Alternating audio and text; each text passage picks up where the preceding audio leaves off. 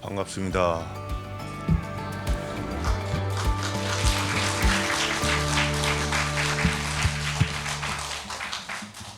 이 구무다에는 몇 년 전에 한번 왔었습니다.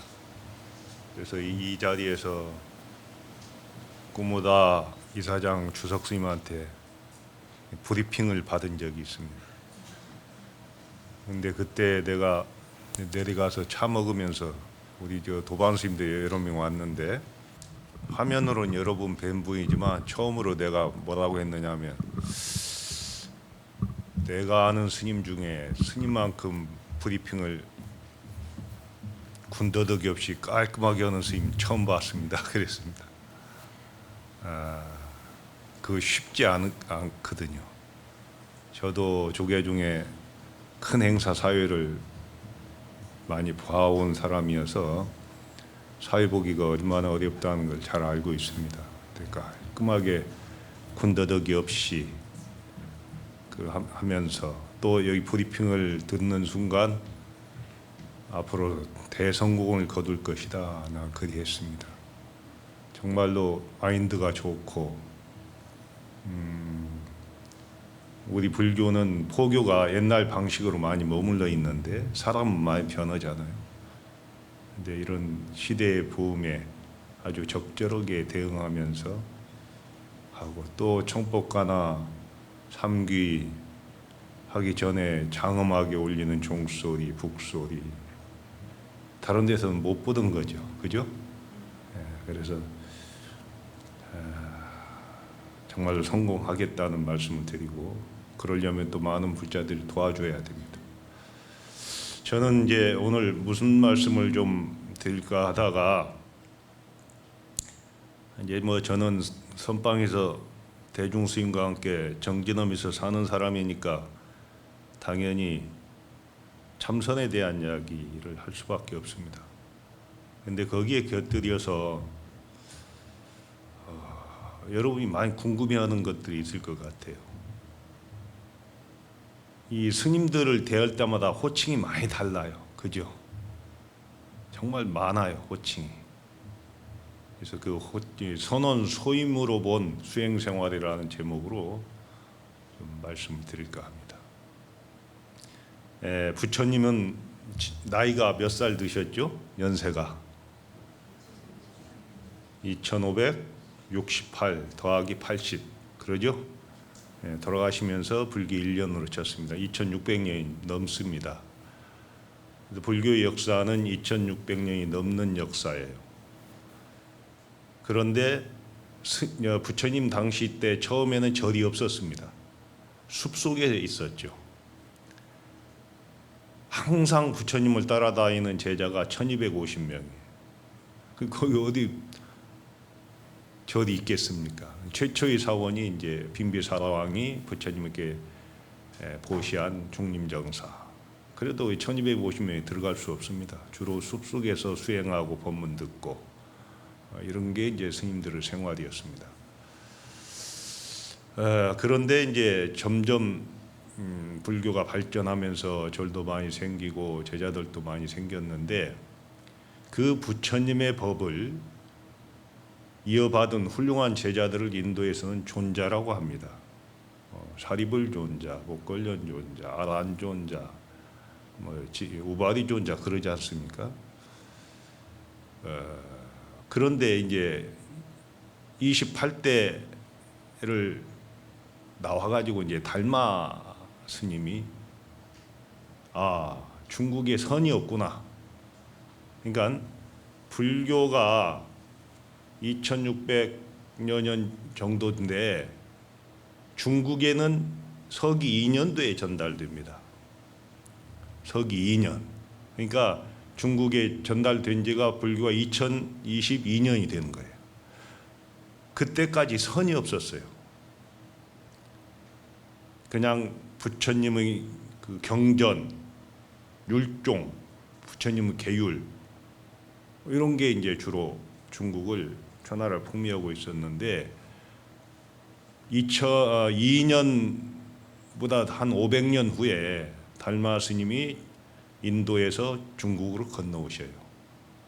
그래서 화두하시는 분들은 잘 알겠지만 여하시 조사 설해인 있고 어떤 것이 달마 스님께서 서쪽에서 오신 뜻입니까? 이게 이제 불교의 궁극의 어떤 선의 진수를 묻는 거예요. 마음이 부처라고 하는데 그러면 그 마음이 뭡니까? 이제 이런 식이죠. 이제 달마 스님이 선종을 중국에 뿌리 내릴 때는 뿌리가 완전히 내려지지 않았어요. 그래가지고 이제 그 달마 스님의 제자 2조 해가, 3조 승찬, 4조 도신, 5조 홍인, 6조 해능 스님 때부터 이제 꽃을 피우기 시작했다. 조금 전에 우리 이사장 스님한테 들으니까 6조 단경 여기 강의한다며, 그죠? 그 6조 단경 법문이 이제 6조 해능 스님 법문입니다. 그러면서 이제 6조 스님 때 굉장한 제자들이 많이 나옵니다. 이때를 1대 조사, 2대 조사, 3대 조사 이렇게 나오는 거예요. 그러니까 중국의 초조는 달마 스님이에요. 부처님으로 보면은 28대고 중국에 건너오면은 이제 초조가 되고, 그래서 6번 전에서 해능 스님까지 오고 그 뒤로도 수많은 이제 조사들이 나옵니다. 들으셨지만은 뭐 대사, 선사, 종사, 요즘 뭐 큰 스님, 율사, 강사, 조사란 말 잘 안 써요, 그죠? 조사는 진짜 아껴두는 말입니다. 사자상승하지 않은 분은 조사라고 칭하지 않아요. 특히 선방에서는. 다른 분들은 쉽게 쓸지 몰라도 선원에서는 조사라는 말 함부로 안 씁니다. 마지막 부처님의 시민을 밝힌 분에 대한 예우상 그렇습니다. 이런 분들에 의해서 조사선의 시대가 열려요. 선이. 그 조사선 시대는 그냥 어떤 과제가 있는 게 아니고 어느 제자가 질문을 하면은 그때 당시에 보이는 어떤 사물이든지 뭘 이용해서 딱 대답하신 거예요. 그러면 깨쳤다고. 그럼 깨치지 못한 자들은 어떻게 할까? 왜 그 스님이 그런 말씀을 하셨을까? 어째서? 그러니까 가나서는 이 조사선의 정신을 그대로 이어받은 어째서를 시작하는 거예요. 깨쳐버리면 어째서 할 필요가 없지. 어떤 분들이 그래요. 깨달은 자도 화두를 듭니까? 아니 강을 뗏목 타고 건너니가 왜 뗏목을 끌고 다니겠습니까? 깨친 자는 화두를 들 필요가 없어요. 이미 해결된 분이에요. 근데 깨치지 못하니까 이제 화두를 들고 참고하는 것인데, 이 화두도 시작은 그게 아니야. 화두 탄다고 어디 가서 화두 탄다고 그건 말이 안 되는 소리예요. 깨치라고 딱 하는 말인데 못 깨치니까 화두를 드는 거지. 냉정히 이야기하면 그래요. 깨친 자가 뭐하러 화두를 들어요? 뗏목인데. 그러나 정말로 선방에서는 이 화두가 중요하다고. 그런데 이런 화두를 들고 수행하는 스님들의 생활 소임을 통해서 한번 엿보아 보면, 이제 절을 아라냐라고도 하고 선불장이라고도 해요. 아라냐는 인도 말이에요. 범어 적정처라는 곳입니다. 적정한 곳, 마음이 편안하고 고요한 곳, 장소도 그러지만 마음이 더. 그러니까 절은 고요한 곳이라고 알죠. 그게 적정처예요. 아라냐. 근데 중국에서는 선불장이라고 해요. 이 말은 어디서부터 시작이 됐느냐면, 당나라 때 어느 고개 마루에서 어느 노스님이 이렇게 쉬고 있는데 산을 넘다가 젊은 선비가 배낭을 메고 개나리 보찜을 메고 그 고개에 도달했어요. 쉬는데 노스님이 한번 물어요. 시주는 어디 가세요? 그 개나리 보찜 메고 어디 가세요? 예, 저 과거 보러 갑니다. 과거 보아서 뭐 하게요? 아, 제가 관리가 돼가지고 백성을 잘 다스리려고 합니다. 그래요. 그 부처 뽑는 과거장도 있다는데 이렇게 말을 흘리니까 이선비가 번쩍 눈에 띄는 거예요. 아니 부처님은 황제도 부처님한테 저러는데 부처를 뽑는다고요? 이래가지고 과거장으로 안 가고 바로 큰 스님 밑으로 달려가서 수행을 했습니다.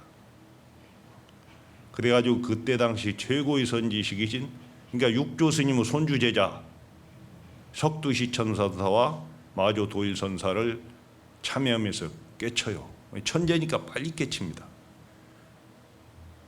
마조 스님한테 오니까 어이 천연이 왔구나, 나의 제자 천연이. 그래서 본명이 되게 천연. 천연덕스럽다, 천연. 그분은 일화는 많아요. 부처님도 목상도 불태워버리고 아주 유명한 선사입니다. 선불장이 뽑을 선자잖아. 얼마 전에 국회의원 뽑았죠. 그런 뽑을 선자, 부처를 뽑는 과거장이니 이보다 더 훌륭한 곳이 어디 있어요. 이걸 선불장이라고 하는 곳이 선언을 이야기합니다.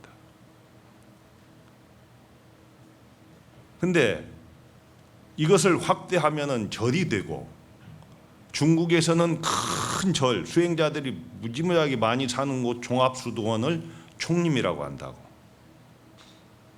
총림 들어보셨죠? 우리나라에 지금 몇 군데가 있어요, 총림이.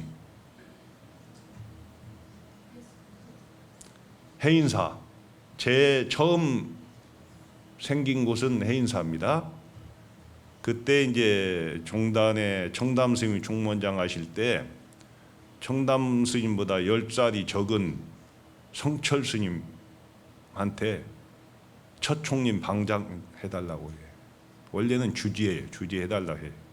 성철 스님이 그때 57세인데 나는 주지는 안 합니다. 주지는 따로 둡시다. 그래서 당신이 방장을 하고 주지는 따로 둬요. 중국에서는 주지가 방장이에요. 근데 여기서 우리나라는 이제 변화가 오는 거예요. 그래서 첫 총림의 방장이 성철 스님입니다. 이 총림이라는 곳은 지금 우리나라에 이제 해인 총림이 있고 해인사, 두 번째는 조계 총림, 송광사, 세 번째는 통도사, 영축종, 이게 삼보사짜리 먼저 총림된 순서입니다. 그 다음에 네 번째는 수덕사예요.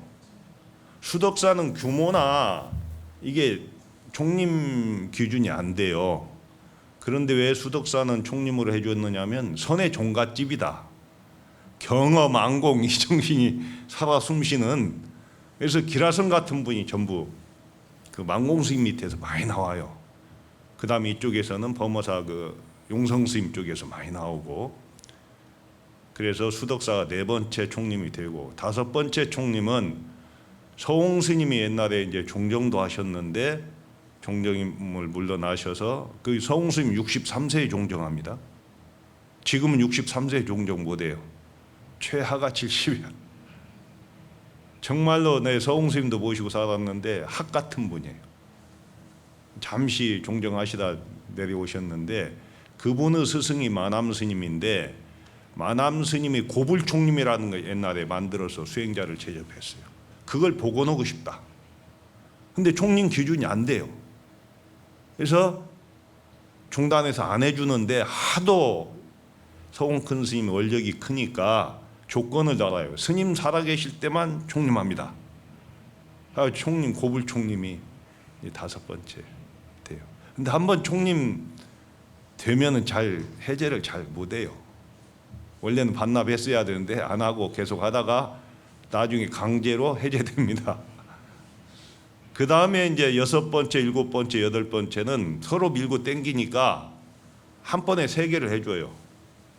그때 이제 종정으로 계셨던 진재 스님 계시는 동화사, 팔공총림, 그 다음에 범어사, 금정총림, 그 다음에 거기만 해주면 반대하는 곳이 있어서 쌍계사, 쌍계총림, 이렇게 해서 8군데가 됐는데 지금은 고불총림과 쌍계총림이 총림이 없어졌습니다. 쌍계총림은 고상 큰 스님이 돌아가시면서 자진 반납합니다. 그래서 지금 6개 총림이 있습니다. 근데 엄격하게 총림 기준은 선언이 있어야 돼요. 유론이 있어야 돼요. 강원이 있어야 돼요. 여기다 연불원까지 있어야 됩니다. 그런데 이 4개를 갖춘 데는 그 어디에도 없습니다. 형식만 갖췄을 뿐이에요.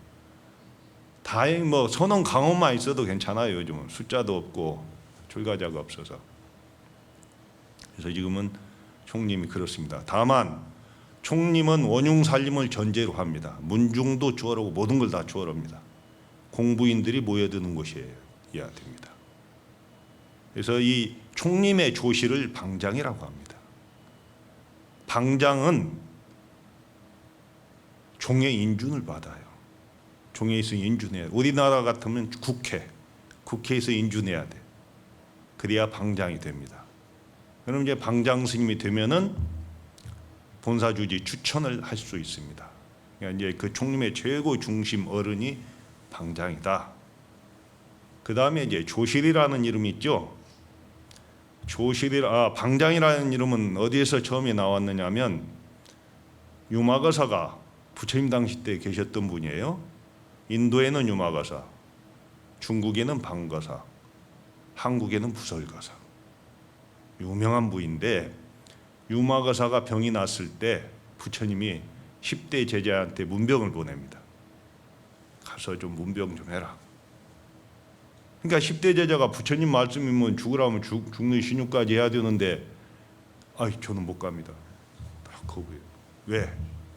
제가 언제 어느 때 나무 밑에서 수행하고 있을 때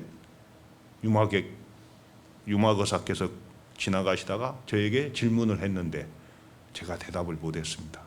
그래서 저는 문병할 자격이 없습니다. 이래. 그래? 그러면 네가 10대 제자 사리불존자까지 해도 저도 안 됩니다. 그러니까 부처님이 문수 사리보살을 지명해요. 자네가 가보소. 그러니까 지혜제일 문수 사리보살이지 도속 3,000명을 이끌고 유마거사한테 문병을 가요. 근데 유마거사 방이 180이니까 한 평 정도 되나? 예. 그 방에 3,000명이 다 들어가는 거예요. 모서리 방자잖아. 한쪽이란 말. 거기에 다 들어가요. 그래 이제 문수보살이 제가 부처님이 문병을 보내서 왔습니다. 거사님은 어째서 병이 나셨습니까? 또 그 병은 언제 낫겠습니까? 그러니까 유마거사가 예 문수보살님 저는 중생이 아프니까 제가 병이 났습니다. 중생이 아프니까 나도 아픕니다. 그럼 병은 언제 낫습니까? 중생이 나으면 저도 낫습니다. 이게 문병이에요. 그냥 아이고 얼마나 편찮으십니까 이게 아니야. 그러니까 10대 제자들이 그래서 거부한 거예요. 못 간다. 그 다음에 이제 유마거사가 탁 질문을 던져. 이렇게 문수보살님이 제자들을 이끌고 오셨으니 제가 한마디 여쭙겠습니다. 불이 중도에 대해서 말씀해 주십시오. 둘이 아닌 중도에 대해서 저한테 한 말씀 해 주십시오고 탁 문제를 이제 내시는 거예요. 그러니까 이제 문수보살님이 둘이 아닌 이치에 대해서 쫙 설명을 해요. 말씀을. 그러니까 유마거사 이렇게 들으니까 설명하다가 저는 이렇게 설명했는데 그러니까 둘이 아닌 건 뭐예요? 주먹과 손바닥도 둘이 아니고 이와 사가 둘이 아니고 다 아니지. 죽음과 생사가 둘이 아니에요. 번뇌와 열반이 둘이 아니고 이렇게 얼마든지 이야기할 수 있어요. 상대적으로 이야기해. 중도라는 것은 둘이 아니라는 이야기는 상대성을 초월하니까 양극에 있는 것을 갖다가 설명할 수가 있단 말이에요. 그래서 유마거사한테 거사님이 한번 말씀해 보십시오 하니까 탁 입을 닫아버려요. 입을 닫으니까 여러분 반응은 어떻게? 아니 그렇게 말씀 잘하신 분이 왜 대답을 못합니까? 할 수 있잖아. 근데 입을 닫는 순간 잠깐 침묵이 흘렀는데 문수사리보살님이 대단하십니다. 둘이 아닌 이치에 대해서 이렇게 훌륭한 법문을 해주십니까? 찬탄을 해요. 여러분, 부처님 마음과 가섭존자의 마음이 세 곳에서 통하지? 이심전심? 그 이심전심을 삼처전심이라고 하다. 마음으로 통했는데 뭐가 필요해요? 마음 안 통하면 눈이라도 찡긋하겠지? 눈 찡긋해도 안 되면 말하고, 말이 안 되면 주먹이 오고 가고. 그러니까 수승은 세상은 굳이 말이 필요 없어요. 그러니까 저도 이 자락을 깔고 이야기하고 싶은 거야. 선방에서는 개구직착이라고 그래. 입을 벌리는 순간 그르친다. 어떻게 진리를 말로 논하고 글로 쓰느냐 이 말이에요. 그래서 법문을 잘 안 하려고 하는 거예요. 자, 좋은 개송이 하나 있어요. 산당정야 자무원 적정노요 본자연 하사서풍 독립냐 일성안한 여장천. 스님들이 천도의식을 하거나 그 새벽 종성할 때 이 개송도 나옵니다. 선문 염송에 나오는 개송이야. 깨달으면 노래. 한번 이걸 가지고 이야기를 해볼게. 산당정야 자무원. 산당은 큰 절도 아니고 깊은 산 중에 있는 집 한 채인 조그마한 암자입니다. 정야 고요할정 밤야자. 그 깊고 깊은 산 중에 바람 한 점 없고 다른 휴영청 밝아 있는데 스님 한 분이 탁 앉아서 좌선을 하고 있는 모습을 여러분 한번 생각해 보십시오. 얼마나 평화롭겠습니까? 세상에 오직 홀로 깨어 있는 것이지. 그런데 그 광경을 적적 요요 본자연이다. 적저가 다 고요하고 고요하고, 요요 또 고요하고 고요하다. 그래서 본래 스스로 그러하더라. 그러하더라는 말은 경전의 여시아문 같은 거예요. 나는 이러이 들었다. 이러이에 다 들어가 있어요. 여기는 어떤 조작도 없어요. 꾸밈도 없고 있는 그대로의 모습이다 이 말이지. 그런데 문제가 붙네.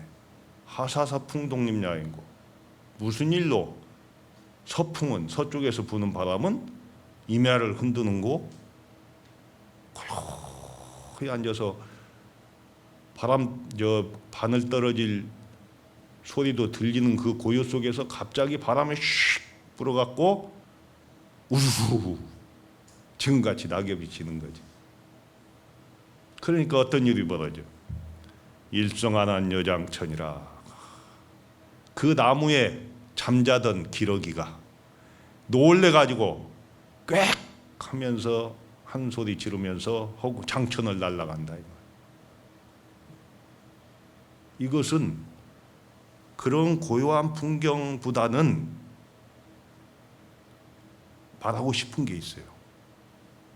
자, 서가모니 부처님이 2600년 전에 태어나셔서 뭐라 했어요? 주행칠보하면서 천상천하 유아독존 삼계계고 아당한지 천상천하에 오직 나올 것 없다. 이것은 당신을 이야기한 게 본래 중생이 갖추고 있는 그 불성은 어디에도 예속될 수도 없다는 거예요. 최고라는 거죠. 그러니까 굉장하신 분이야 부처님은. 또 그러기 때문에 중생이 다 평등한 거예요. 자성자리에서 보면 삼계계고 아당한지. 삼계는 이 불타는 지옥과 각도 다 고통이다. 내가 그것을 마땅히 편하게 해주리라. 이게 부처님의 탄생 설화예요. 그 길로 부처님이 중생교화를 하고 다니시는 거잖아. 수행을 마치시고. 그러니까 그 모습이야.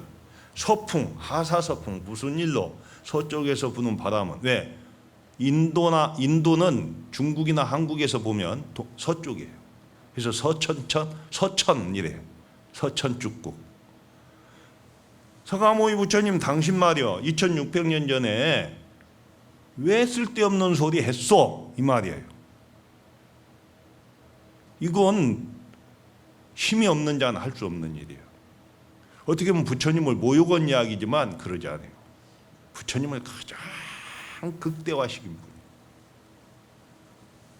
부처님 그 말씀도 필요 없습니다. 본 마음 자리에서는 말이 필요 없는 자리니까 아까 말한 유마거사의 침묵처럼 그것도 부질없는 짓입니다. 이렇게 부처님을 얼핏 보면은 폄하한 것 같지만 더 깊이 들여다보면 부처님 은혜를 가장 잘 갚은 그런 선사들의 개송입니다. 이게 그러니까 그런 측면에서 보면 정말 말이라는 것은, 법문이라는 것은 부질없는 거예요. 다만 말이 아니면 또 글이 아니면 설명할 수가 없으니까 부득이해서 하지, 말이나 글은 따라가지 마세요. 말이나 글은 달을 가리키는 손가락이에요. 달을 보라는데 손가락 보면 안 되지? 그게 집착하면 안 되는 거예요. 그래서 이 방장이라는 말은 그래서 유마가사 그 문병에서부터 나온 방장이고, 조실은 여마미소, 조사들의 어떤 정신을 이어받은 할아버지 조자에다가 집실자요. 그러니까 최고 어른이 거하는 방을 조실이라고 하는데 여마실이라고 돼요. 여마실. 여마 미소에서 나왔어. 부처님이 여마했다. 꽃을 들으니까 가섭이 미소했다. 여기서부터 조사가 시작이 되거든요. 제1대 조사가. 조실. 다만 조실이나 방장은 먼저 누가 위고 아래다 이게 아니에요. 총림의 조실로서 종의 인준을 받으면 방장인 것이고, 아니면은 총림이 아닌 어떤 그 대중회상의 그 최고 어른을 조실이라고 한다. 그러니까 높낮이가 없어요. 높낮이로 보지 마세요. 그 다음에 동당이라는 자리가 있어요. 들어보셨나요? 동당, 서당. 이것도 다 이제 옛날 그 백장 스님 청규에 나오는데, 우리나라에서는 동당, 서당을 누가 처음 하느냐 하면 성철 스님이 57세 해인 총림의 방장으로 가다 보니까 자운 스님은 평생 도반이면서 사숙인 분이고, 영암 스님은 당신보다 선배예요. 그래서 동당을 자운 스님을 모시고 서당을 영암 스님으로 모셔요. 그런데 중국 청규에 보면, 백장 스님 청규에 보면 동당은 그 사찰의 조실이나 방장을 하셨던 분이 물러났을 때 동당으로 예우하고, 다른 곳에 조실급이나 방장급이 그 절에 오시면 서당으로 예우한다. 이렇게 돼 있습니다. 그러니까 거기에 준해서 아마 이제 성철 스님께서 당신 선배들을 동당, 서당으로 했어요. 그 다음에 수자라는 자리가 있습니다. 수자. 머리 숫자, 자리 자자인데 대개 이제 선방에서 정진원 스님들을 수자 스님이라고 해요. 우대하는 거예요. 머리 숫자니까 제1자라는 말입니다. 방장, 조실 다음 제1자. 방장이나 조실 다음으로 대중을 대표하는 분 제1좌. 이게 이제 수자라는 것은 지금 우리 선원 수자에서는 총림만 인정하니까 지금 수자가 몇 분 안 계셔요.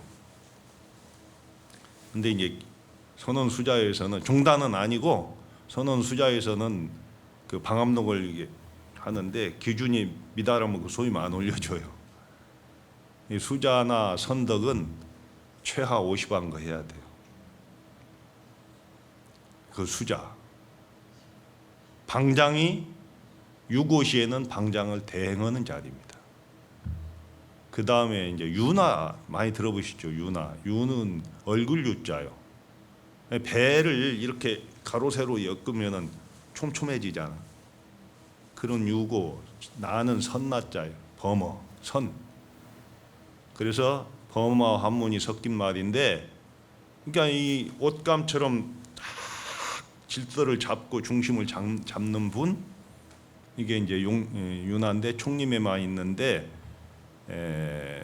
백담사는 얼마 전까지 이제 그 종합 기본 선언도 있고 무문관도 있어서 유나를 그 인정을 했었습니다. 그 그 다음에 이제 선덕이라는 자리가 있어요. 선덕은 선에 덕이 있는 부위니까 이분도 최하 50한 해야 선덕으로 예우합니다. 이제 선방 입장에서 하는 겁니다. 그 다음에 선원장이라는 자리가 있어요. 선원장은 선방에만 관여하는 선원장이에요.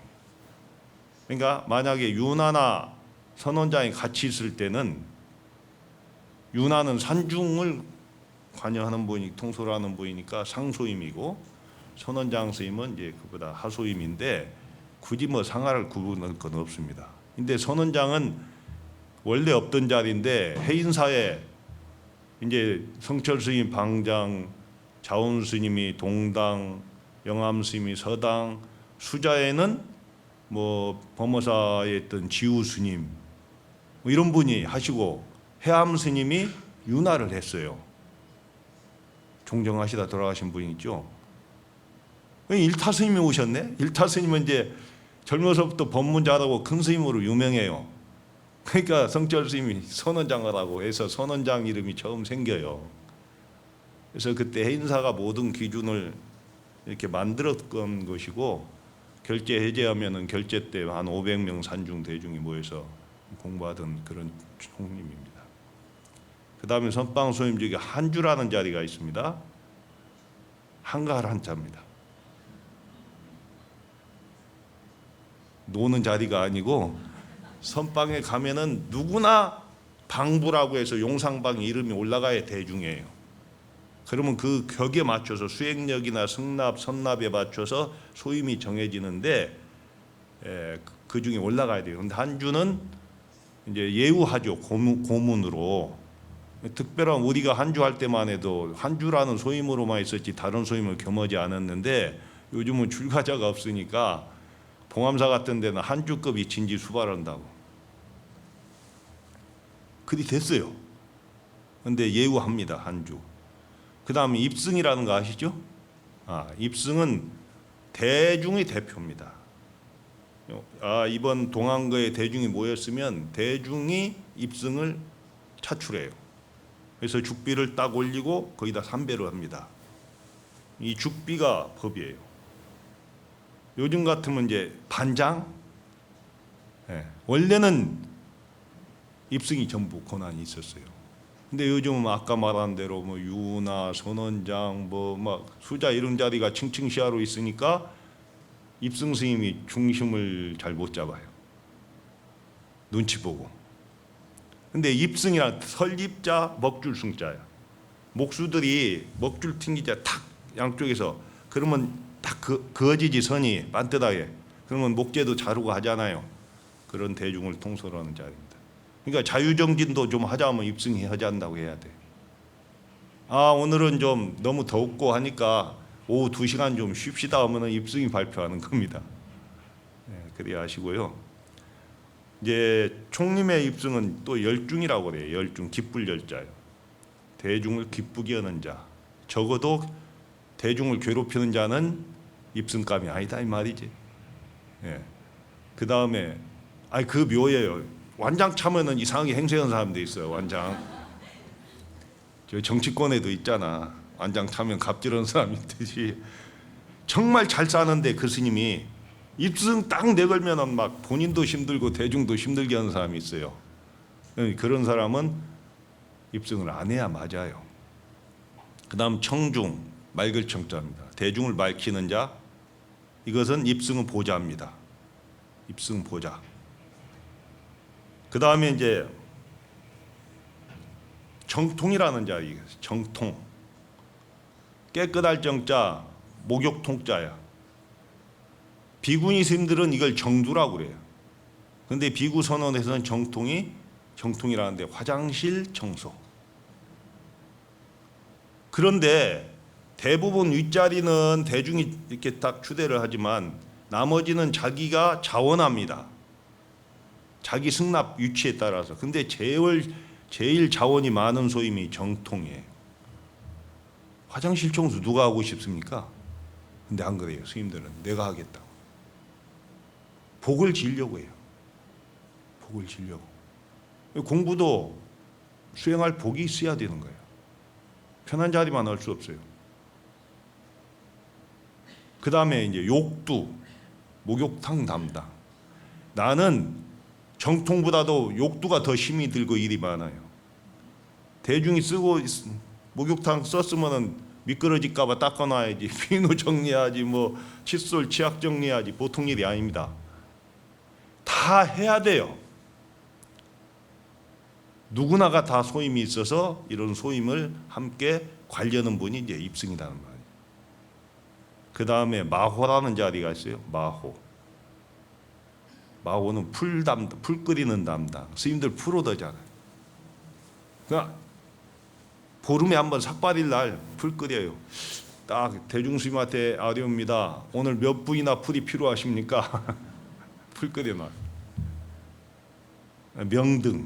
명등은 좀 상소임이에요. 불을 켜기도 하고 끄는 분. 아무나 불 켜고 끄면 안 돼요. 그 소임자만이 해야 돼요. 그러면 시비가 붙어서 안 돼요. 옛날에는 직접 켰는데 요즘은 수익주로 하니까 쉬운 소임이야. 그래서 상소임이 됐는데, 문제는 전등이 나가면 전등 가려야 돼요.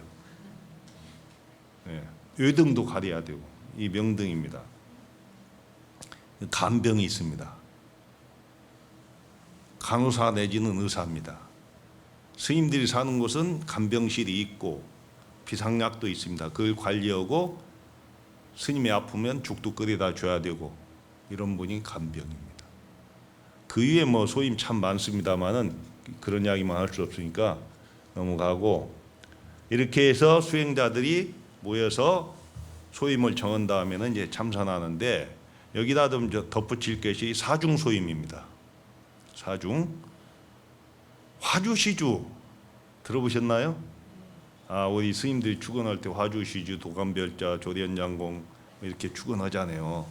화주. 이게 나는 화주가 되게 궁금했습니다.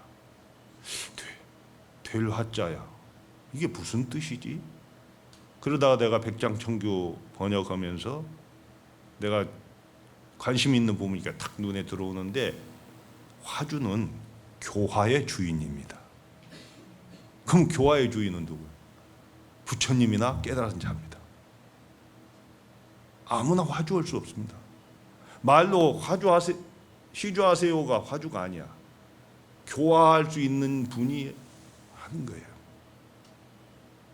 그런데 요즘은 그럴 수 없으니까, 옛날에 화주승이라고 했는데 요즘은 이제 법당에서 보살님들이 이제 좋은 일 권선하는 분으로 화주라고 합니다. 원래는 교화의 주인이다. 수행력이 없으면 화주를 할 수 없습니다. 시주는 내가 보시하는 사람입니다. 뭐 불사를 한다, 금불사를 한다, 종불사를 한다, 이런 꿈과 같은 건물을 진다면 기꺼운 마음으로 이렇게 하니까 여러분이 와서 법문도 듣고 문화생활도 같이 하죠. 우리 대학생 연합회 이거 좋지, 시설. 법당에서 저 마루에서 자복 하나 놓고 보면 지금쯤 다리가 저릴 거라고, 그지? 그게 이제 다 그런 시주의 공덕입니다. 근데 이거 내가 처음에 강원에 갔을 때 뒷방 노장님한테 들었는데, 땅이 왜 이렇게 절이 많을까? 나라 국유지 다음으로 사찰림이 많아요. 진짜 많아, 절땅. 내가 설악산에 하루 종일 돌아다니도 우리 땅 밟고 다녀. 그런데 설악산은, 그 산 너머의 신흥산은 옛날에 세조대왕이 여기 그 상원사에서 기도하고 서울로 가시다가 신흥사를 들렸대요.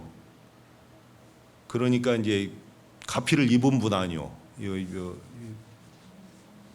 등창 이런 거에서 문수보살 가피 입고 이제 홀가나무 나오고 가는데, 신흥사 주지스님이 나와가지고, 아이고 임금님, 우리 땅이 얼마 없어서 수행자들이 좀 고통스럽습니다. 땅 좀 주십시오. 그러니까 어이 한번 나가봅시다 밖에. 그러더니 딱 산을 둘러보더니 이 능선 안으로 다 신흥사 땅 이래 버렸어요. 갖고 신흥사 땅이 엄청 많아. 산에 신흥사 도량에서 뭐 보이는 땅은 다 능선 안으로 신흥사 땅이. 그것 말고는 전부 십시일반을 모아서 딴 상. 소임 중에 미감이라는 자리가 있어요. 쌀미자. 쌀을 담당한 사람.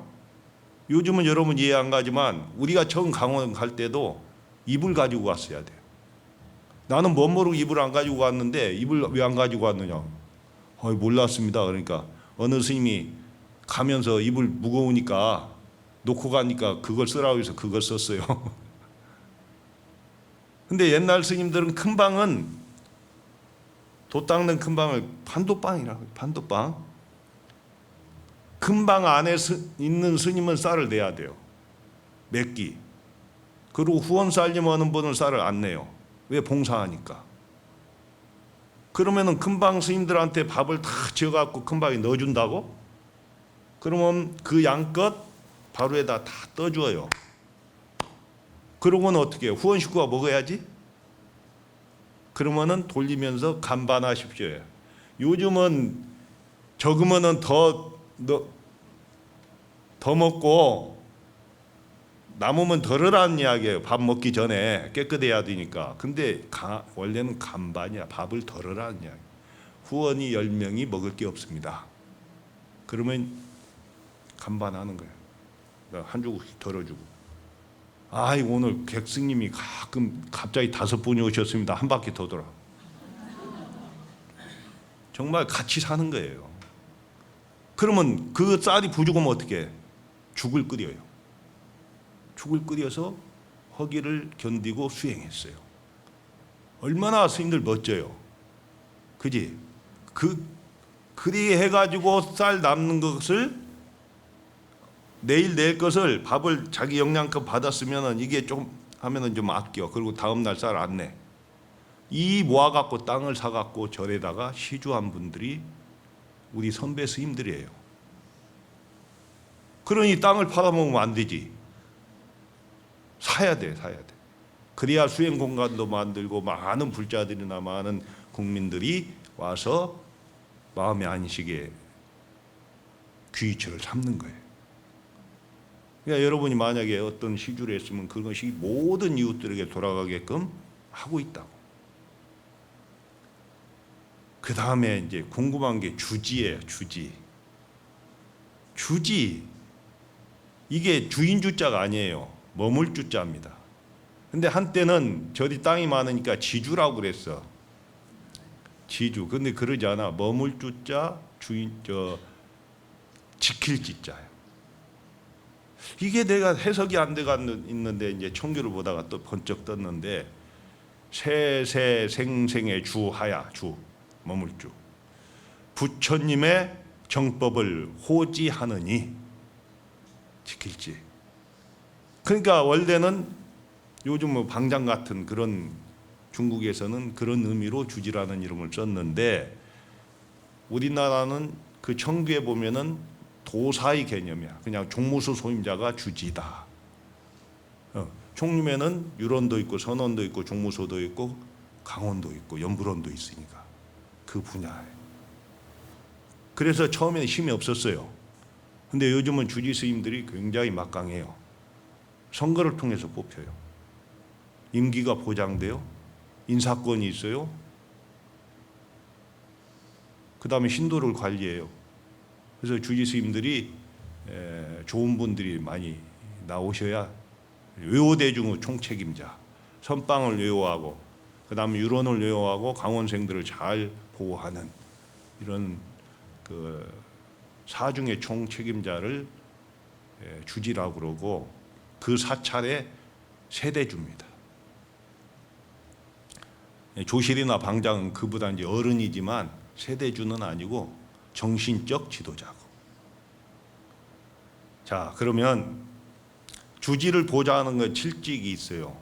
옛날에 3직이라 총무, 교무, 재무, 뭐 호법, 포교, 기획 뭐 이런 자리들이 참모들이 쫙 있습니다. 그 다음에 강원의 최고 어른은 요즘은 학장이라고 그러는데 난 좀 못마땅합니다. 우리의 고유 용어를 왜 자꾸 놓쳐요? 강주라고 해요. 강주. 강원의 최고 어른 주인주자입니다. 그 다음에 강원의 다음을 요즘은 학감이라고 그러는데 그제는 강사 밑에 중강, 이게 지도자들이에요. 그리고 유로는 율주가 이제 이 총림 전체의 그 계율을 담당하는 어른입니다. 율주. 강주보다 훨씬 어른입니다. 그리고 율원장, 율감, 이런 식으로 층층시하로 소임들이 있어서 대중을 분야별로 그렇게 하고, 방장이나 조실 스님은 그것을 전체를 관리하는 분. 이해되시죠? 그 다음에 이제 어간이라는 말 들어보셨나요? 어간 스님, 어간으로 출입하지 마세요. 이게 임금어자예요. 그러니까 아무나 못 다니는 문이에요. 그런데 왜 그렇게 되느냐면, 판도방, 즉 선방이나 강원 이런 데 가면은 부처님을 바라보는 자리가 제일 어른 자리입니다. 그런데 우리가 법문할 때는 부처님을 등지고 하잖아요. 이것은 부처님을 증명으로 모시고 법문하는 거예요. 근데 자리를 배정할 때는 부처님을 등진 탁자 밑이 제일 하판이에요. 법당 막 중앙에 딱 들어가면서 가운데가 제일 어른이 있는 곳이고, 큰 방도 마찬가지고 선방도 마찬가지고. 그러면 들어가면서, 여기서 들어갔으면 여기 중앙인데 오른쪽 기둥에 뭐라고 써 있어요? 백운이라고 써 있어요. 왼쪽 기둥에 청산이라고 써 있어요. 그 다음에 군데군데 뭐 간성, 지전, 입승 이런 자리, 그 소임자들이 앉는 자리예요. 간성은 뭐예요? 별자리 보는 거. 옛날 시계가 없었잖아. 그러면 시계 별 보고 알려주는 거예요. 방선시가 됐습니다. 그런데 백운은 백운유수에서 나왔어. 백운유수, 심구름 흐르는 물. 이건 누가 앉아야 될까? 걸망 하나로 천하가 다 내 집이다 하고 다는 선방 수자 스님들, 한철 한철 옮겨다니면서 수행하는 스님들, 백운이에요. 백운은 멈춰 있지 않잖아. 흐르고 넘어가고 하잖아요. 그래서 이 우대하는 자리입니다. 우대. 요즘 같으면 이판이라고. 이판. 여기는 고유 영역입니다. 다른 사람이 이 자리에 앉을 수 없습니다. 선방 그 좌차순 그 위계 질서가 있어야 되니까 좌차순으로 해서 부처님 탁자 밑에까지 오고, 이 왼쪽 청산이 움직이나요? 안 움직이니까 상주 소임자들, 주지 스님, 율주 스님, 강주 스님, 총무 스님, 이런 분들이 왼쪽으로 쫙 앉습니다. 그 다음에 끝자리에는 강원 학인들, 유론생이 앉은 다음에 강원 학인들, 선방 자리는 못 옵니다. 그렇게 구성이 되어 있습니다. 그 가운데를 어간이라고 하고, 이 어간에 앉는 분을 조실 스님, 방장 스님 이렇게 이야기합니다. 자, 이렇게 해서 짜진 소임문을 가지고 수행 생활을 하는데, 요즘 같으면 하나 더 있어요. 회주 아시죠? 원래는 영산회상에 회주 오면은 부처님이지. 별정직입니다. 무슨 모임을 화엄살림을 한다 해서 대중이 모였으면 거기서 회주를 모실 수 있어요. 근데 요즘 회주는 이제 주지 스님 물러나고 바로 조실하기는 좀 그렇고 하니까 회주를 한번 거쳐가지고 조실로 이제 하는 분들이 대부분인데, 꼭 다 그런 건 아니에요. 다만 회주 스님은 주지 스님보다는 어른이에요. 전직 주지거나 아니면 주지 스님의 스승이거나 이런 분들이 주로 그 회주를 합니다. 자, 이렇게 해서 소임을 정했는데, 이렇게 되면은 이제 정하면은 수행 생활을 이제 이 소임에 따라서 합니다. 질서 없게 하지 않아요? 그러면 이제 선방에서는 어떤 걸 가지고 공부해야 되지? 화두. 강원에서는 부처님 경전을 배우고, 유론에서는 유를 배우고 연구하고 이렇게 하는 거예요. 대개 이제 연부로는 연수당이라 해서 노스님들이 이제 극락정토를 팔아놓으면서 계시는 곳입니다. 근데 이제 지금부터는 선방 이야기인데, 요즘 이제 명상, 선명상. 근데 원래는 이제 총무원장 스님 명상이라고 했다고 그래요. 직접 들었어요. 그런데 이제 여기 강의하시는 수불 스님이 총무원장 스님한테 명상이 뭡니까? 선 앞에 선을 좀 붙이셔야죠 해서 선명상이라고 해요. 근데 간허선을 하는 우리 입장에서는 어색해요. 선도 아니고 명상도 아니고 묘해. 그래서 어제 우리가 장로설립위원회를 했는데 총무원장 스님도 오셨는데 선으로 가는 명상이어야 된다. 정확한 이름은. 근데 이제 일반적으로 알려진 게 명상이니까 그 이름을 쓰는 거지만 간허선이 너무 높고 험준하니까 간허선으로 가는 주추를 놓는 방편으로 명상을 보급합니다. 이렇게 이제 말씀하셔요. 총무원장 스님도. 뭐 이론은 여러 가지 있습니다만은 그래도 그런 원력을 세워서 그런 길로 가는 건 참 어제도 스님들이 찬탄해주고 그랬습니다. 그러나 이제 정통선을 하는 입장에서 간허선을 이야기하자면 이제 누굴 비교하고 이런 게 아니고 간허선은 아까 질문한 분이 있는데 내한테 사적으로 설명을 좀 할게요. 부처님 당시 때부터 풍토도 다르고 여러 가지 기후도 다르기 때문에 수행법이 좀 이렇게 달라져 왔습니다. 어떤 이들은 호흡이 최고라고 그럽니다. 자기가 하는 수행이 최고라고 그래요. 티베트 불교는 밀교거든요. 그게 제일이라고 해요. 그 다음 위파사나 하는 분은 위파사나가 제일이라고 해요. 그런데 달마 스님이 중국에 건너오시면서 전한 정신은 직지인심 견성성불이야. 불입문자 교회별전 이 16자로 명시되어 있습니다. 조계종 종헌 전문에 직지인심 견성성불 교회별전 불입문자 교회별전 사람의 마음을 바로 가르쳐서 직지인심 견성성 성품을 보아 부처를 이루게 한다. 그 다음 불입문자 문자를 쓰지 않는다. 그러니까 아까 말한 말로도 할 수 없고 뭐 글로도 표현할 수 없다는 불입문자 교회별전 교 밖에 따로 전한 진수 선의 진수 이걸 이야기하는 거예요. 그러나 나는 그렇습니다. 내가 선방에 있지만 이것을 서산 스님이 잘 설명해 놓으셨어요. 선은 선시불시입니다. 부처님의 마음이다. 교는 교시불어 교는 부처님의 말씀이다. 계시불행 계율은 부처님의 행위다 이랬어요. 그러니까 선교율이 나누면 셋이지만 하나이고 셋이면서 하나예요. 하나이면서 셋이에요. 다만 선은 바로 질러가는 첩경이다. 첩경. 애둘러 지나가지 않고. 아까 간허선이 왜 최상승선입니까 하는 분이 있어요. 1초직임 열애지하니까 한 번 탁 뛰어서 열애의 경지에 들어갈 수 있는 공부법이니까 단계를 거치지 않고. 근데 요즘 사람들은 단계를 굉장히 좋아해요. 그러지? 한 다리 건너면 또 다리 한 계단 더 올라가면 그 올라가는 맛이 있잖아요. 그런데 간허선을 제대로 하면은 푹 뛰어서 넘어간다. 누가 노래를 뭐라고 했대? 계단 말고 엘리베이터. 누가 했어요 그거? 임영웅? 그거 좋은 말이야. 이게 이제 계단 말고 엘리베이터가 간허선이야.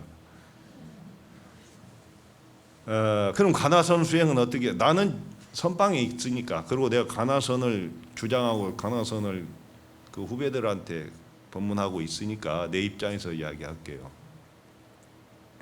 이 뭐 여러 가지 이야기가 있고 조건도 있고 하지만 그 아름다운 글이 하나 있어요. 그것을 내가 좋아하는 글인데 염기연멸 유지생사 염기연멸 마음이 일어나고 염기연멸 생각이 일어나고 생각이 멸하는 것을 위지생사 생과 사라고 했다. 자, 우리는 생사가 무엇이냐 하면은 어떻게 설명할까요? 예? 생사가 어디에 있느냐? 잘 말하는 사람이 호흡간에 있습니다. 그러지. 들으신 심 못 내시면 생이 죽음이 되지. 근데 여기서는 더 면밀하게 들어간 거예요. 망념이 일어나고 망념이 소멸하는 걸 생과 사라고 했다. 망념이 일어나면 생이고 만사만생이야. 망념을 하루에도 100번, 1000번, 10,000번 일으킬 수 있으면 10,000번 죽었다 살았다 하는 거예요. 이럴 때 당생사지제하야. 이런 나고 죽는 이 즈음에 딱 당해서 수진력제기 화두하라. 진력으로 화두를 들어라. 화두는 화두, 말씀화, 머리두자야. 말씀 이전, 말하기 이전 언전소식이고 부모 미생전의 본래 면목자리고 이런 걸 화두라고 그래요. 그러니까 유추할 수 없는 말이 화두예요. 내 생각을 집어넣으면 화두가 아니에요. 예를 들면 여하시 불법 적적대인 있고 어떠한 것이 불법의 진짜 뜻입니까? 이렇게 물었어요. 그러니까 어느 스님이 간식월이니라 바로 대답했어요. 말은 똥막대기이니라. 그러면 이제 깨쳤어야 돼. 아까 말한 대로 못 깨달으니까 어째서 간식월이라 했을까 이렇게 참고에 들어가야 되는데 이 사람이 거기다 자기 생각을 넣은 거야. 아, 우주 법계에 아니 계신 곳 없으시는 부처님이시니까 저 똥막대기 속에도 부처가 있다는 뜻이구나 하는 순간 그건 죽은 말이다 이 말이야. 깨닫지 못하면 그걸 딱 의정으로 들고 나와서 캐션마크를 붙여갖고 참고에 들어가야 되는데 자기 생각을 집어넣어 버리니까 사쿠가 된다 이 말이야. 죽은 말. 그건 아무리 해도 진전이 없어요. 자기 생각인데. 네, 자기 생각 집어넣자고 화두는 게 아니에요.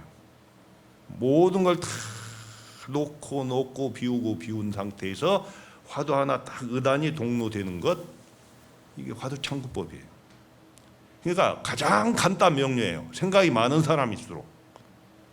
딱 이것만 하라는데 왜 복잡한 거? 물론 어려워. 쉬우면 나도 끝났어요. 내가 공개적으로 말은 안 했지만 나도 자존심이 되게 강한 사람. 내가 30 되기 전에 뒷방 노장님들한테 속으로 아이고 제 양반들 저 나이 되도록 뭐 했나 내 생각으로 뱉진 안 했어요. 나는 안 해서 그러지 하면 3년이다. 근데 내가 아직 3년이 안 됐나 봐. 아마 많잖아요. 다만 나는 이 길을 통해서 이 화두 수행을 통해서 내가 본래 부처임을 내 스스로 확인할 수 있다는 100% 신념이 있어요. 그러니까 지금도 걷고 있는 거예요. 이렇게 되려면 어떻게 해야 돼? 거기에 대한 믿음이 있어야지. 자, 그래서 화엄경의 신유도원 공동모, 믿음은 도의 근원이고 모든 공덕의 어머니다 그랬어요. 근데 이 화두를 참고하는 사람들의 이 큰 믿음은 첫째는 내가 본래 부처임을 믿는 거예요. 이거 믿지 않으면 안 돼. 아이고 저게 무슨 말이야. 내가 어떻게 부처님이야. 그러면 화두 할 수 없어요. 의심 없이 100% 믿어야 돼요. 본래 부처예요. 다만 이 마음자리는 더럽혀지지 않았지만 이걸 감싸고 있는 무명의 구름이 있어. 그래서 마음이 빛을 발하지 못하니까 무명의 구름을 벗겨내는 일이 수행이에요. 수행은 연불도 있고 부처님 경전을 읽는 것도 있고 선행도 있고 다 있어요. 참선도 있고. 근데 이제 참선이 지름길이니까 그런 단계를 거치지 않는 길이니까 참선을 권유하는 것이죠. 자, 믿음이 얼마나 중요하냐면 만약에 우리 주석 이사장 스님을 믿지 않으면 시주 못할 걸? 그러죠? 믿어야 되지. 근데 여기서 말하는 믿음은 내가 아까 또 질문한 분이 있지, 대답이 될 거예요. 어느 분한테 화두를 받아야 됩니까? 화두는요, 자기가 부처님처럼 여기는 분한테 받아야 돼요. 아무한테나 화두 받지 마세요. 왜? 그분이 무슨 말을 해도 믿어야 되거든. 믿지 않으면 무슨 말을 한들 무슨 소용이 있어? 어느 정도 믿어야 되느냐? 우리나라 선종이 언제 들어오냐면 통일신라 말 고려 초에 들어옵니다. 구산선문이 열립니다. 그 중에 한 분 이야기인데, 이 노스님이 대관령 고개에서 겨울인데 옷을 다 풀어헤치고 눈 속에서 누워가지고 햇볕을 바라보면서 하고 있어요. 그러니까 비당장수 청년이 지게를 지고 가다가 멈춰가지고 그 모습을 보고는 신기한 거야. 아니 스님 지금 뭐 하고 계세요? 내가 묻중생들에게 지금 점심 공양을 대접하고 있노라. 가만히 보니까 우리 대학생들 이 못 봤지? 빈대는 더 못 봤지? 나는 다 물리고 살아봤어. 오죽이야 초가상간 빈대 때문에 불태우고 간다고 그래. 빈대가 이게 손톱 반절만해. 한번 물리면은 막 얼마나 가려운지 몰라. 옛날에 이가 많았어요. 묻중생들에게 점심 공양 대접한다는 건 뜨뜻한데 나와서 내 피 빨아먹어라 이거야. 이 모습을 본 이 비단장수 청년이 존경심이 확 뜨는 거야. 아니 어떻게 하면 스님처럼 될 수 있습니까? 그래 나 따라갈래? 예. 지게 지고 대관령을 넘어서 오대산 월정사에서 5대가 있다 해서 5대산이잖아. 중국의 5대, 동대, 서대, 남대, 북대, 중대. 근데 우리나라도 5대산도 5대가 있거든. 그 동대를 관음암이라고 하는데, 관음보살 상주도량 관음암에 올라가서 더 위로 조그마한 토굴로 올라가시는 거예요. 겨울이니까. 그래도 야, 너 도 닦는다고 했는데 도도 금강산도 식후경 아니냐? 봐라, 솥이 잘못 걸려 있다. 다시 걸어봐라. 그러니까 이 청년이 보니까 솥이 잘 걸려 있는데, 노장님 그러니까 두말 없이 예. 그리고 찬물에 개야 됩니다. 진흙을 솥 개가지고 반뜨게 걸어요.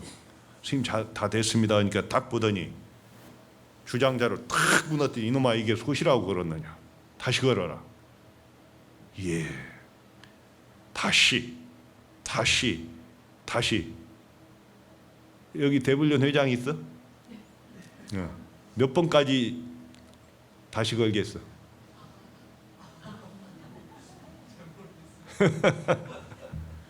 예, 별놈 다 봤네. 가버릴 거 아니야. 9번을 걸어요. 그러니까 9번 만에 이제 됐다. 솥이 제대로 걸렸구나. 우리 밥에 먹자. 그 스승이 무령국사입니다. 성주 산문을 연 국사를 지낸 분이요. 통일신라 때. 국사는 최고입니다. 황제 다음이에요. 황제 나라의 스승이니까. 그리고 왕사가 있어. 국사 다음에 왕사는 왕의 스승인데 왕사에서 국사를 올라가는 거예요. 굉장한 분이야. 그 제자가 솥을 9번 고쳐 걸었다서 솥정자 9구자 구정선사예요. 이렇게 하면은 되는 거야. 그런 분한테 화두를 받아야 돼. 그냥 유명하다고 찾아가면 안 돼. 내가 그분이 어떤 말을 해도 믿어야 된다고. 그리고 화두도 점검 받아야 돼요. 그 믿음이 안 가면 화두의 의정이 안 일어나요. 당연한 거야 이거. 뭐 지나가듯이 뭐 어떻게. 그리고 아까 그랬지, 화두가 여러 개라고. 참 참 욕심 많은 사람 화두를 몇 개씩 들라고 그래요. 나는 이목구 화두를 합니다. 어떤 사람들은 뭐 천년 전 화두를 왜 드느냐고 하니까 나는 이목구는 내 문제니까 난 들어요. 근데 화두가 안 잡혀. 오래전 이야기야. 그러다가 내가 망상을 피웠어. 그래, 종문에 제일 화두가 무자라더라. 없을 무자. 조주 스님한테 계획 불성이 있습니까 하니까 없다 했다. 이 무자야말로 최고의 화두다. 그러고 내가 그냥 임대로 바꿔버렸어. 그랬더니 어떤 현상이 벌어지느냐 하면 안 된다고 하던 이목구가 올라오고 있더라고. 내가 그런 느낌을 봐. 바위를, 아니 잔디를 바위로 눌러놓으면 잔디가 옆으로 삐져나옵니다. 그렇게 올라와 이목구가. 그래서 나는 빨리 돌아섰어요. 이 천만다행이에요. 이거 오래 가면 안 돼요. 그러면 이목구도 좋고 무자도 좋으니까 어째서 이목구가 뭐가 있는고 하면은 이건 죽도 아니고 밥도 아니야. 화두에 서열은 없어요. 자기에게 맞는 화두, 맞지 않은 화두가 있어요. 그것도 본인이 선택하면 안 돼. 화두를 주신 분한테 찾아가서 내가 이렇습니다. 제가 공부를 이렇게 해보니까 이런 현상이 있습니다 하고 진솔하게 말씀드리고 바꿔주시면 드려야 돼. 그러면은 화두는 옛날 1700공안밖에 없느냐? 그건 아니야. 얼마든지 이 시대 화두가 있을 수 있어요. 그러나 그것은 검증되지 않았기 때문에 함부로 본인들이 선택하지 말고 눈 밝은 스승을 찾아가서 하십시오. 다만 내한테 어느 분이 눈 밝은 스승입니까만 묻지 말아요. 다 다르니까 안목은 보기 나름이잖아. 그러잖아요. 나는 누구를 존경하는데 다른 분은 나는 이분을 존경합니다 이렇게 할 수가 있어요. 자, 이 화두를 진력으로 들어라. 생사, 당 생사지제하여. 아까 염기염멸 유지생사, 당 생사지제하여. 망념이 일어나고 망념이 소멸하는 것을 생사라고 했는데 이 생사의 즈음에서 딱 죽음에 부닥쳐서 이 말이지. 아니면은 생과 사 사이에 진력으로 화두를 들어라. 제기하라. 진력은 대충이 아니고 온 몸과 마음을 다 바쳐서 들어라 이 말. 그러면 이제 어떤 현상이 벌어져? 처음에는 억지로 들어. 의정이 생명으로 의정을 막 의심이 안 드는데 처음부터 의정이 들면 얼마나 좋아요. 근데 안 들으니까 억지로 들다 보면 억지로 드는 걸 의심이라고 그래요. 억지로 드는 걸 의심. 근데 들다 보면은 어떻게 돼? 여러분 반야신경 처음부터 잘 외웠어요? 아니지. 여기 노보살님들 관세음보살 늘 하다가 갑자기 안 된 거 아니잖아. 늘 관세음보살 하니까 넘어지다가 관세음보살. 그러죠? 화두 없는 분은 넘어지다가 이먹고 해야지 엄마야 하면 안 돼. 생활화가 안 돼 있잖아. 네? 진력으로 들다 보면은 억지로라도 들기 시작하면은 의심이 되다가 탁 마음자리에 자리를 잡아. 이게 의정이라고 해요. 뜻정자요. 감정으로 들어온 거야. 의심이. 감정으로 들어온 거 내가 꺼내고 싶다고 되는 게 아니잖아요. 갑자기 울컥 올라오죠. 이성으로 들면 의심이야. 들어야 되니까. 그런데 부모가 돌아가시면 그것이 울어야 되니까 웁니까? 슬픔이 올라오죠. 감정으로 자리 잡은 거 의정이라고 그래요. 근데 거기서 멈추지 말고 더 들다 보면 화두와 내가 완전히 하나가 될 때가 있어요. 이걸 대의단이라고 혼연일체가 된 거. 요때부터 진짜 공부라고 해요. 그러면 아까 다시 개성으로 들어가면 화두를 들다가 화두가 순이라면은 기멸직진한다 있어. 화두가 순이해지면 하나로 또렷또렷하면은 기멸, 망념이 일어나고 망념이 소멸하는 이것이 다 해버린다. 끝난다. 이 상태를 뭐라고 하냐? 위지적이다. 기멸직진체를 위지적, 고요하다고 했다. 자, 마음이 고요. 해야 되는 거예요. 근데 이게 또 함정이야. 고요함에 빠져버리면 안 돼. 고요할수록 화두를 점검해서 화두가 없으면은 화두를 들어야 돼요. 대부분 고요하면 시간을 다 먹어요. 여기서 기분도 좋거든. 시간이 막 흘러가. 그러면 시간 헛보내는 거예요. 적중 무화두하면 고요하고 고요한 상태에서 화두가 없으면 이것은 위지무기다. 이건 공부라고 하지 않는다. 무기공에 빠져버렸다 이 말. 이게 더 역경계보다 헤어나오기가 어려워요. 좋으니까 빠져버려요. 역경계는 거슬리니까 바로, 만약에 내가 앉아있는데 누가 소리를 확 질렀잖아. 그러면 시끄러우니까 알지. 근데 순경계는 안 그래. 시간을 마냥 먹어요. 그러니까 지금 말하는 명상 같은 것이 적적한 상태에 머물러요. 여기서 더 나아가야 돼요. 즉 화두가 깨어 있어야 돼. 그러니까 적중무도하면 위지무기, 공부라고 하지 않는다. 무기공에 떨어졌다. 적중불매 화두하야사, 고요하고 고요한 상태에서 화두가 뚜렷뚜렷하게 화두에 어둡지 않아야 이것을 성성이라고 해. 화두로 늘 깨어 있는 걸 적적 성성, 성성 적적. 이것을 위지영이라고 했다. 위지영, 신령하다고 했다. 이때부터 신령스러운 것이다. 이렇게 되면은 이제 후퇴는 없어요. 신령스러운 단계를 접어들었어요. 이렇게 되면은 무게무잡이다 했어. 다시는 섞이지도 않고 다시는 무너지지도 않는다. 후퇴가 없다. 아마 화엄경에서 말하는 제8부동지 정도, 48지 정도 돼요. 이제 후퇴가 없어요. 무게무잡이라는 말은 원래 우리가 마음이 부처라고 했잖아요. 근데 우리가 마음이 부처라고 하는 여러분의 단계는 어떤 단계냐면 그냥 금광석이에요. 금광석. 광석이라고. 광석에서 금을 재련하잖아요. 재련하지 않은 금광석이야 우리는.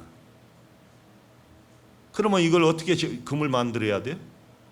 용광로에다 넣어야지. 그러면은 온도를 높일수록 폐석은 다 녹아버리고 마지막 남는 게 금이에요. 이게 그런데 이 금은 광석에서 나왔지만 물속에 넣거나 흙 속에 넣어도 물과 섞이지 않아. 흙과 섞이지 않아요. 그래서 천년전 금불상도 나오고 천년전 금관 이거 왕관도 나오고 그러잖아. 무게무잡이 그거예요. 그러니까 우리가 해야 될 일은 재련하는 거예요. 재련. 금강석을 용광로에 넣어서 재련하는 것이 수행이라고. 그것이 화두 수행이다 이 말이에요. 무게무잡이니 여시 공용하면. 근데 그 단계에서 성성적적하다고 멈추면 안 돼. 더 뚫고 나가면, 쉬지 말고 뚫고 나가면 여시 공용하면 이렇게 애를 쓰면은 불일성지다. 얼마 안 가서 깨달을 것이다. 그것을 이룰 것이다. 이때 뗏목을 놓아야 되는 거예요. 강을 걷는 거예요. 이때 화두가 필요 없어지는 거예요. 화두를 타파하지 않고 내 스스로 고요하고 성성하다고 놓으면 안 된다는 거지. 그 좋은 그 개성이 하나 있어요. 산진무공 수모로, 산진무공, 산도 이 나그네가 길을 갈 때 산을 덤불 속을 헤치고 들어갔는데 산도 다 하고 물도 다 했다. 산진수공, 의무로 의심했다. 각 앞이 막혔으니까 길이 없는가 의심했더니 거기를 뚫고 지나가 보니까 유암, 버드나무 흐드러지게 피어 있고, 버드나무가 얼마나 많으면은 어두워졌지.